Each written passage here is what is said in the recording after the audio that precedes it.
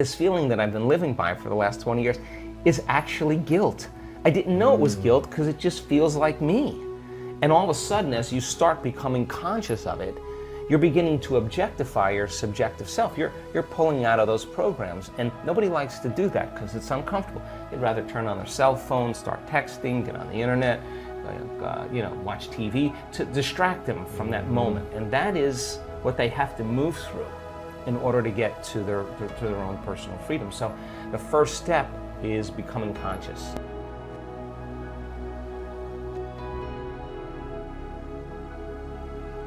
And meditation means to become familiar with, to become conscious of, to become so conscious of your unconscious self that you won't go unconscious to any thought, any behavior or emotion. And get ready, because it takes a tremendous amount of energy to do that, and awareness to stay conscious. And so we fall from grace. Yeah. Fine, you're awake, you got another day, let's go again. It's just whether you're willing to live in creation instead of living in survival. And so you get better at it. We just get better at it. And for me, staying conscious and staying aware and staying present is an art, because you know when someone's present with you in your life because they're paying attention to you. You know when they're not present with you because they're not paying attention to you. So imagine this field of information, this intelligence that lives within you and I, that's governing everything material in this world. It's a self-organizing intelligence.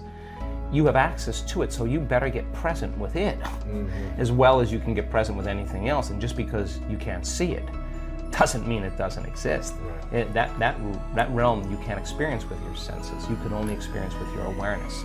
So then people have to take their attention off their bodies and go from a somebody to a nobody.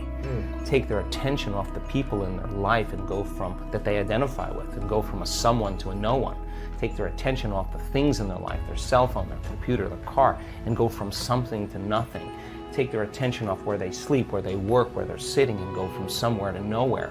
Take their attention off the predictable future and the familiar past and time, and go from sometime to no time. And now if you're taking all of your attention off of everything material in this three-dimensional reality, now there's only one other thing that's left. That means you're an awareness, your consciousness. And now that is the bridge, that is the door to the quantum field. And you can't enter the quantum field as a somebody. So if someone has spent their whole life working on having the perfect body, or so much so they have so much attention on their pain, where you place your attention is where you place your energy, it's going to take some work for them to take all of their attention off their body, right? Because they'll do it and then they'll go back, let's see if the pain's still there. Oh, the pain's still there. So it's a little bit of a waltz in the beginning, but as people start applying this, you start getting better at it. The creative moment is when you get beyond yourself, when you dissociate from everything known in your material world. Turns out when you do that and you start changing your brainwaves slow down into alpha and theta, you're suppressing the memory bank of the known self that keeps you plugged into three-dimensional reality. When you quiet down this mechanism, now all of a sudden you start connecting to that field. And when you can stay conscious in those subconscious realms, when you can literally regulate and change brainwaves, now you're in the operating system where you can make those significant changes. So we now know that when people apply the formula and they do that properly, now they're walking through that door where they're ready to create from. In other words, you can't create from the known. You can't create with your body. That's matter trying to change matter. And you can do it, it's just going to take a long time. Right. But when you create from the field instead of from matter, there's a whole different set of dynamics that takes place. And why not push that envelope to see, okay, if we've done this, is it possible to do this? You can't say, this president, this person, this whatever, is actually making me feel this way and think this way. Basically, you're in the program that something outside of you is controlling you, how you feel and how you think. So then to self-regulate then is to say, how I think and feel is going to change my outer environment. So then we're all faced with great opportunities brilliantly disguised as impossible situations. And we are at that point, at that nexus point in our evolution as a species. So then you don't try to fix that. That's never going to work. What you do is you create something better.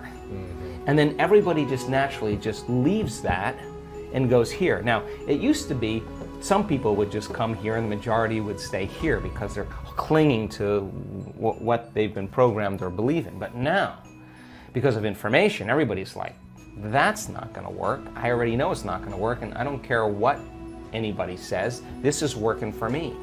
So people are moving to new applications, to new paradigms, because it's working for them.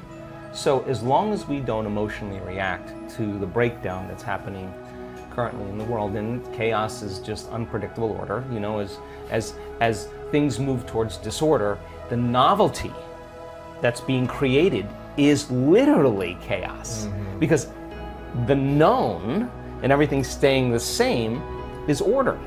But as you step out into that unknown, you're having the chaos is unpredictable order being expressed through novelty.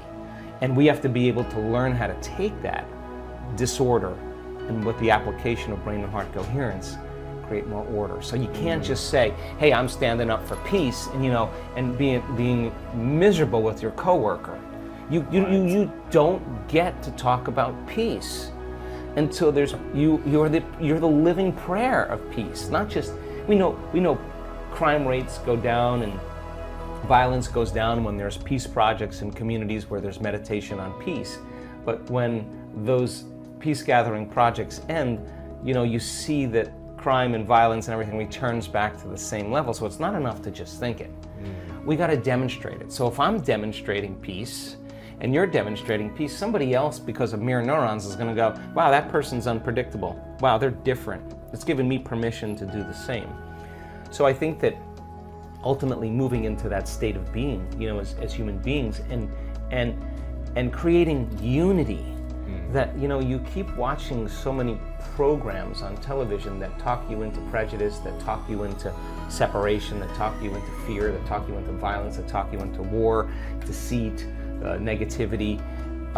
You're not going to trust anybody. In fact, you're going to see difference between you and me or anybody, because that's what separation does. But when your heart's centered and you feel connected, you don't see the person any longer, right? You see something transcendent. You see an essence, right?